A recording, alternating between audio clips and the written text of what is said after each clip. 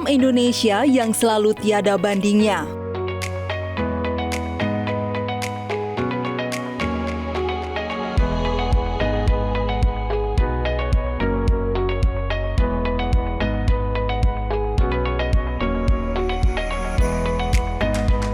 Bawah laut yang menyimpan beragam keindahan dan keunikan.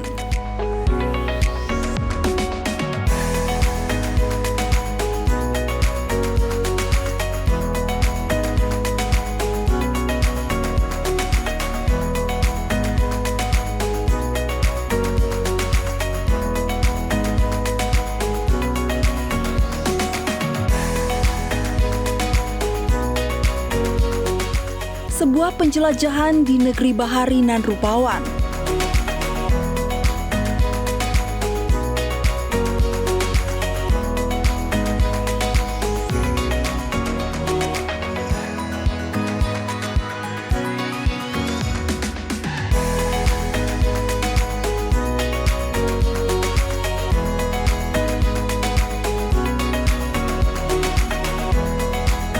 Semua tersaji dalam Journey Way to Explore.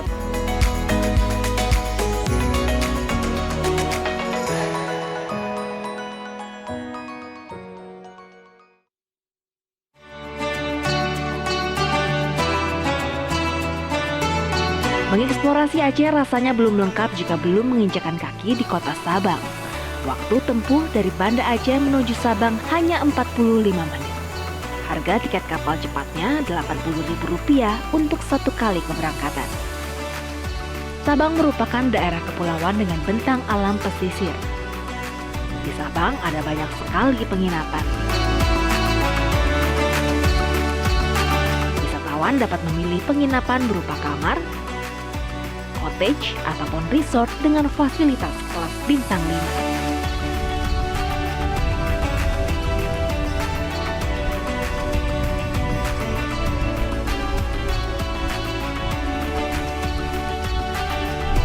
Sabang menjadi destinasi populer kalau ke Aceh untuk menikmati keindahan alam bawah laut. Ada banyak sekali spot diving di sini yang saya sudah dengar dari dulu dan akhirnya saya ada di sini. Penasaran banget untuk segera diving.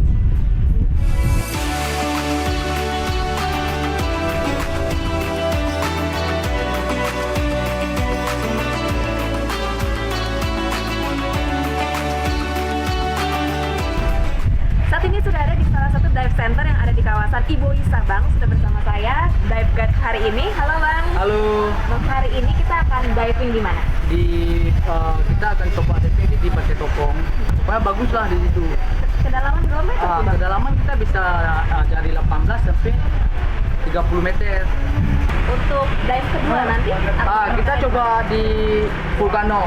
Itu paling easy, mudah kita untuk diving karena itu dalamnya cuma 12 meter.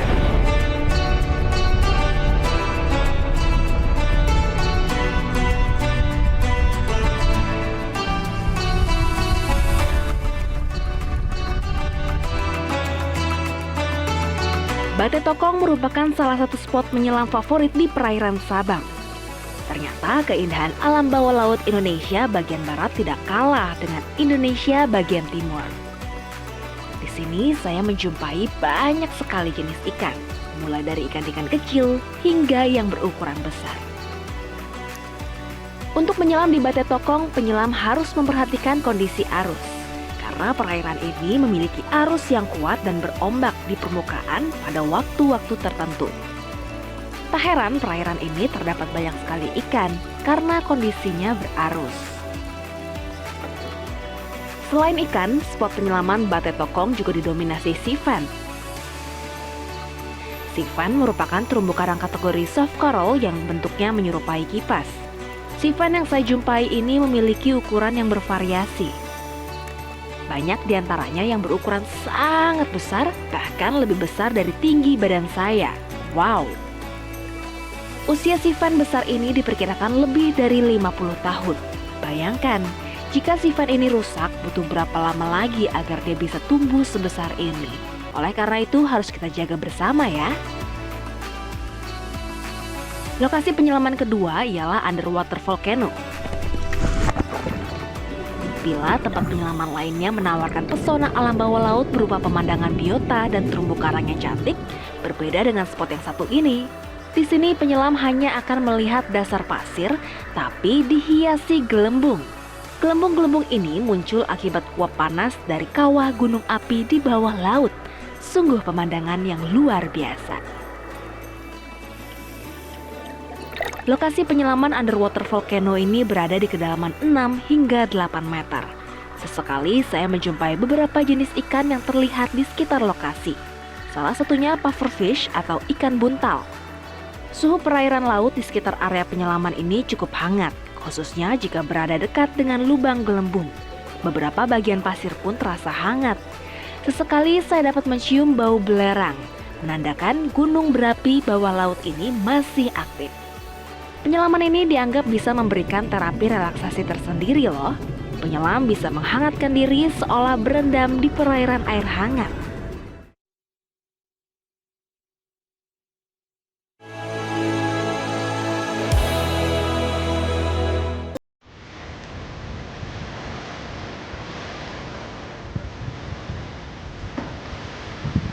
Wisata bawah laut menjadi andalan utama Desa Pemutaran. Dengan target pasar turis dari Eropa dan Amerika, para wisatawan asing biasa menghabiskan waktu hingga berminggu-minggu untuk menikmati hobi scuba diving di sini. Dan di sini wisata bawah laut berjalan seiring dengan langkah pelestarian. Dalam upaya pelestarian terumbu karang, Desa Pemutaran telah lama melakukan penanaman dengan metode biorok. Sebuah metode yang dilakukan yaitu dengan mengalirkan listrik bertegangan rendah ke terumbu karang yang ditanam di bawah laut. Jadi penanaman biorok ini di sini? Iya, di lokasi ini ada 2 hektar kita sediakan untuk pusat pengembangan biorok. Oh, 2 hektar laut Iya, di 2 sini ya, hektar, di ya. Pemutaran ini ya. Iya. Pertama penanaman biorok ini di tahun berapa? Kita start dari tahun 2000, kurang lebih 20 tahun sudah. 20 tahun, wah. Nah itu tuh semua dilakukan oleh Bapak dengan berapa orang Pak untuk proyek ini? Untuk tim inti kita ada 4 orang, tapi tim kita didukung oleh masyarakat secara keseluruhan yang ada di Pemutaran. Oh semua terlibat ya? Terlibat semua, terlibat. Kalau proyek kayak gini tidak melibatkan masyarakat atau masyarakat tidak peduli terhadap proyek-proyek konservasi kayak gini, Mbak, ya susah berkembang gitu. Nah untuk pendanaannya ini kan mungkin banyak ya donaturnya, cuma yang membuat proposal, yang meminta dana itu dari siapa? Dari tim kita. Oh dari Bapak yang buat? Ini pendananya ada dari swadaya, masyarakat Pemutaran, ada dari donatur pihak swasta, juga dari pemerintah beberapa. Dari pemerintah. Iya. Nah, kenapa ini kok namanya biorok? Ini kan saya kan beberapa kali lihat ya penanaman karang tuh ya cuma dari mungkin batu atau besi biasa. Nah, ini bedanya apa dengan proyek-proyek yang lain? Jadi limestone yang sudah mati, terumbu karang yang sudah mati karena kegiatan masyarakat terdahulu yang tidak merawat atau tidak menghargai lingkungan dengan merusak begitu saja menjadi batu kan. Nah itu kita sekarang rehabilitasi dengan metode biorok. Jadi menghidupkan batu yang sudah mati dengan metode ini. Kedepannya ada program-program, masih ada program lagi atau sudah selesai nih konservasi? Kita terus pengembangan di samping ini untuk konservasi, untuk rumah ikan juga untuk destinasi wisata. Kita juga sebagai bahan edukasi kepada anak-anak generasi yang akan datang untuk mencintai alam lingkungan kita, terutama coral reef-nya. Coral reef. Jadi masih panjang ini proyek Ya, ini akan adalah mengedukasi masyarakat juga. akan ada terus di Pemutaran atau nanti Akan ada terus. di sekitarnya juga akan dilakukan? Akan dikembangkan terus di mana-mana di seluruh dunia bahkan. Terus ditembakkan. Oke, terima kasih Bli. Kalau gitu saya daripada diceritain aja saya mau lihat. Oke. Langsung ke Siap. biorok ya lokasinya. Siap. Mudah-mudahan nanti tertarik dan bisa memberikan inspirasi kepada masyarakat seluruh dunia bahkan Siap. Indonesia dan teman-teman lain untuk datang ke Pemutaran untuk melihat proyek-proyek kayak gini dan bisa menularkan proyek-proyek kayak di mana-mana di Indonesia. Ya, biar lingkungan ini tetap terjaga ya Iya, Indonesia ya. Oke, betul, terima Mbak. kasih. Bli. Sama-sama. Ya.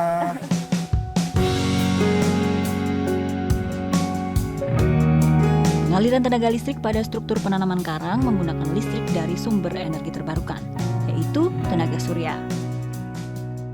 Untuk melihat secara langsung metode penanaman biorok, kami pun melakukan penyelaman di sekitar area pantai Pemutaran. Jadi saya sebagai wisatawan penikmat laut, selain ingin diving, boleh juga dong turut serta dalam bagian upaya pelestarian alam laut di Bali Utara ini.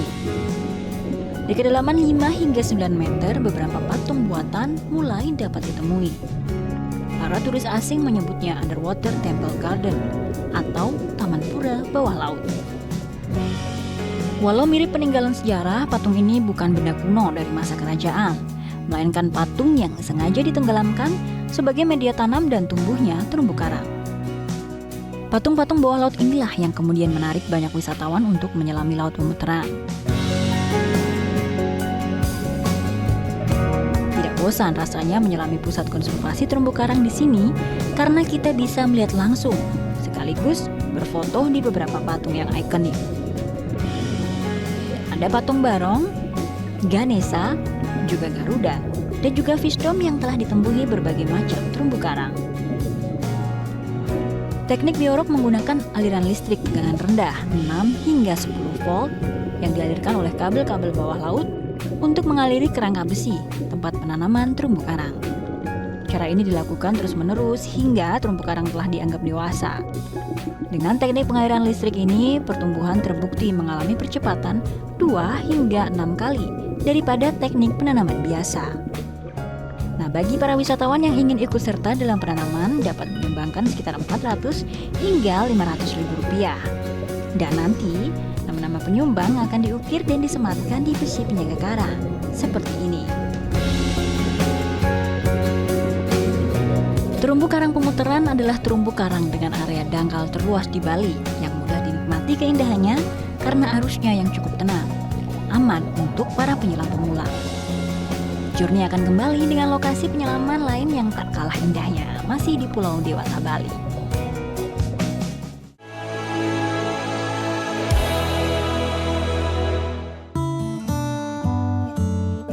Amazonia, Indonesia. Muara sungai, kelokan demi kelokan dalam jajaran mangrove dan nipah. Inilah Muara Lakologu di Desa Limbo Bungi. Saya pun ingin mencoba menyusuri muara tersebut dengan menggunakan perahu nelayan setempat atau kapal ketinting. Penyusuran diawali dari dermaga kecil di bibir sungai.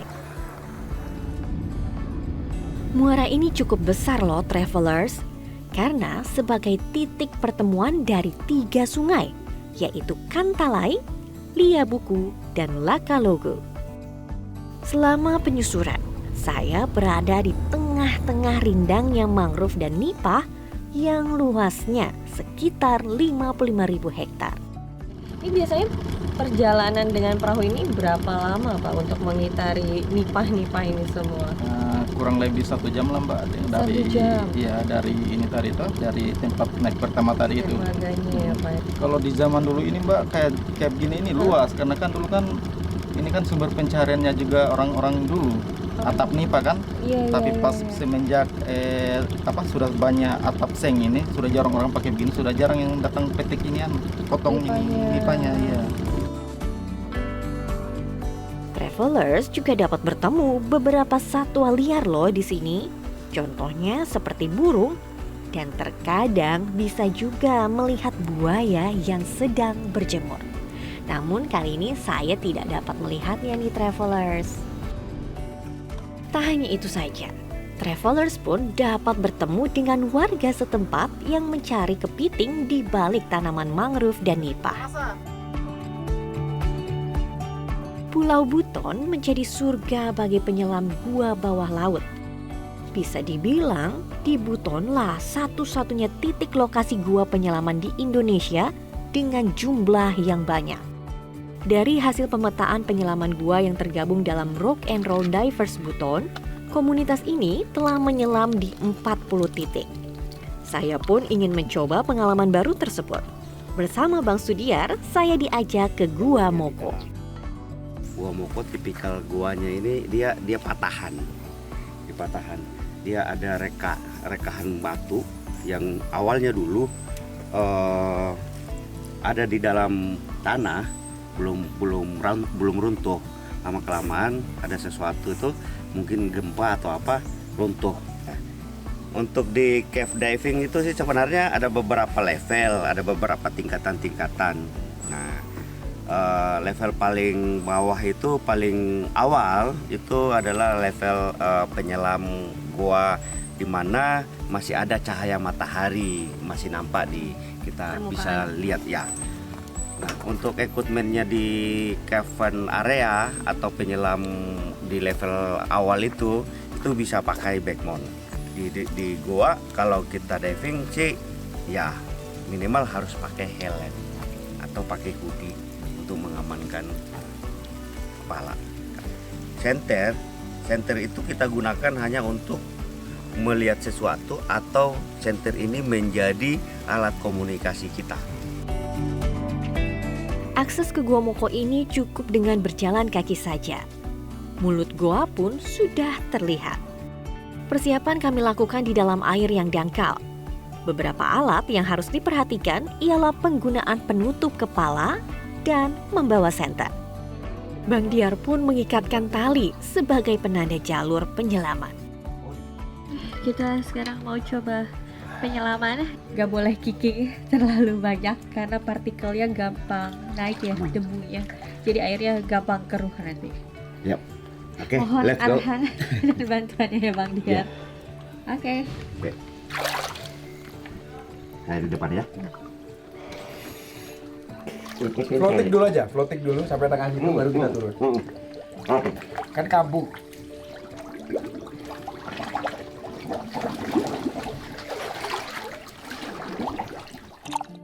Penyelaman gua ini diperuntukkan bagi yang berpengalaman ya travelers. Karena lisensi saya hanya open water, saya hanya di mulut gua saja dengan pancaran cahaya matahari yang masih menembus permukaan air. Kedalaman mulut gua ini mulai dari 2 hingga 6 meter. Pemandangan yang berbeda memang saya temukan. Ruang terasa lebih sempit. Tak ada biota laut yang saya jumpai di mulut gua ini. Hanya dinding-dinding yang megah dengan bentuk stalaktit dan stalagmit. Jarak pandang yang terbatas dan gelap mengharuskan penyelam menggunakan senter.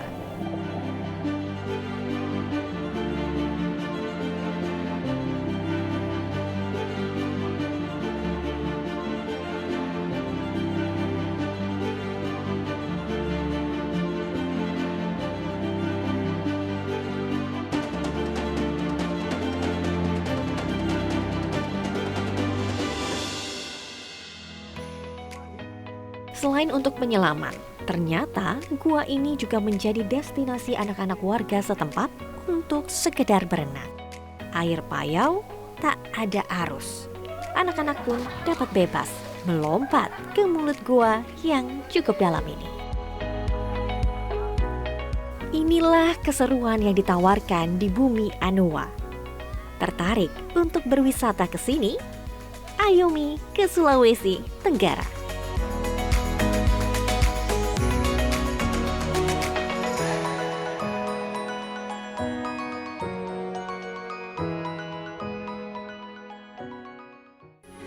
Metro TV. Jelajahi cara baru mendapatkan informasi. Download Metro TV Extend sekarang.